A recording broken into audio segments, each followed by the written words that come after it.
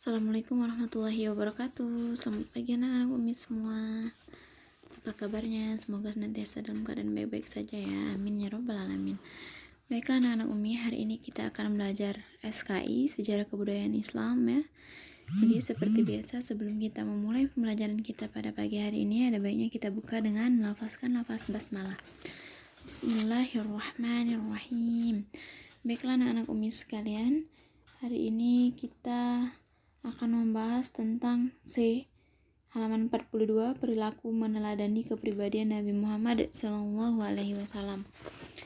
Oke, jadi Umi jelasin ya. Nabi Muhammad memiliki kepribadian sangat mulia. Sebagai umatnya, kita harus meneladani perilaku beliau dalam kehidupan sehari-hari ya.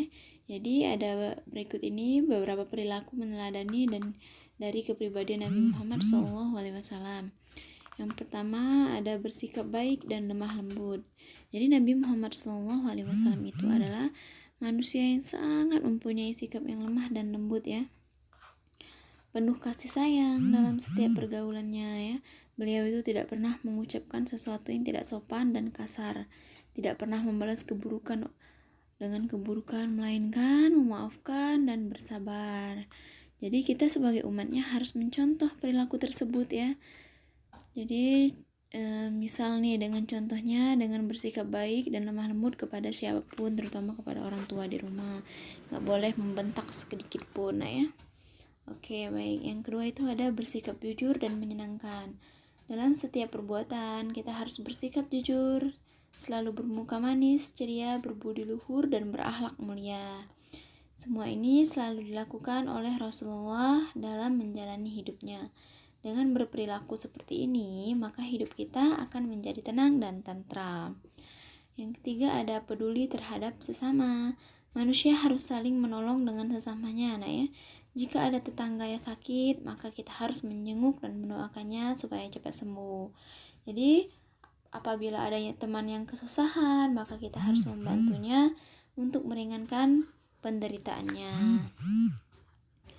Demikian pula kepada anak yatim, maka kita harus menyantuninya ya. Allah akan membenci orang yang suka menyakiti anak-anak yatim. Jadi kalian di sini silakan muliakan anak-anak yatim ya, karena pahalanya begitu sangat luar biasa sekali. Oke, yang keempat itu ada menjaga kelestarian lingkungan. Nabi telah menganjurkan kepada umatnya untuk hidup bersahabat dengan alam. Beliau melarang menjual buah yang masih muda ya, atau memetik bunga yang belum mekar. Jadi Nabi ini begitu sangat menyayangi lingkungan, peduli lingkungan, seperti program yang ada di sekolah kita, peduli lingkungan. Kita kan sering tuh ngadain peduli lingkungan kayak gitu. Itu salah satu menunjukkan sikap Nabi Muhammad SAW yang kita terapkan di sekolah ya. Dan masih banyak lagi. Lanjut, yang 5 itu menyayangi binatang. Jadi selain mencintai sesama manusia, maka kita juga harus mencintai sesama makhluk hidup, seperti binatang dan tumbuh-tumbuhan ya. Janganlah berbuat semena-mena kepada binatang, karena binatang pun adalah makhluk ciptaan Allah yang harus dipelihara dengan baik. Jadi anak-anak semua harus mencintai binatang, seperti memberi kucing makan yang ada peliharaan kucing, yang ada peliharaan kerbau, sapi, dan lain sebagainya harus disayangi. Gak boleh dizolimin, gak boleh dirugiin ya, gak boleh disakitin, misal sampai luka-luka hewannya ya, gak boleh seperti itu. Jadi kita harus menjaga dan menyayangi hewan-hewan tersebut. Adalah menyayangi tumbuhan. Demikian pula terhadap tumbuh-tumbuhan, kita harus merawatnya dengan baik. Ini semua telah dicontohkan oleh Rasulullah saat memelihara alam sekitar, berarti telah berbudi pekerti dengan luhur. Jadi ketika anak-anak sudah memelihara alam di sekitar, sudah setiap hari menyirami bunga-bunga yang ada di halaman rumah, itu sudah menumbuhkan sikap menyayangi tumbuhan dan meneladani sikap Rasulullah SAW. Oke, lanjut yang ketujuh itu menghargai benda di sekitarnya. Jadi rahmat yang dibawa Rasulullah menyentuh benda-benda yang tidak bernyawa. Beliau memberi nama untuk benda-benda yang dimilikinya, misalnya perisai yang dimilikinya diberinya nama Al-Zafan. Terus pedangnya dinamainya Zulfikar, tikarnya dinamainya Al-Kas, cerminnya dinamainya Al-Mudalla, gelasnya dinamainya Al-Rayyan.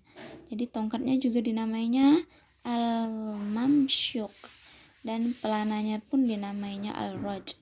Jadi benda-benda tersebut dinamai dengan nama-nama yang indah dan penuh arti. Seakan-akan benda-benda yang tidak bernyawa tersebut mempunyai kepribadian yang membutuhkan uluran tangan, persahabatan, pemeliharaan, rahmat, dan kasih sayang. Begitupun juga dengan anak-anak Umi ya. Kalaupun ada benda-benda kesayangan boleh dikasih nama, tapi artinya harus indah dan bagus. Nggak boleh arti yang jelek-jelek. Oke, nah ya. Mungkin inilah dulu penjelasan singkat dari Umi yang dapat Umi sampaikan pada pagi hari ini. Sebelum Umi tutup, silakan kalian kerjakan Ayo Berlatih bab 2 halaman 48 ya. Silakan dikerjakan yang pilihan gandanya saja. Tapi yang esainya juga dibaca ya. Yang B sama C siapa tahu nanti masuk dalam PTS. Tetap semangat dan istiqomah dalam belajar ya. Semoga nilainya memuaskan nanti ketika PTS. Baiklah, sebelum Umi akhiri, jika dalam penyampaian Umi terdapat kekurangan atau kesalahan, Umi mohon maaf. Kepada Allah Umi mohon ampun. Umi akhiri. Wassalamualaikum warahmatullahi wabarakatuh.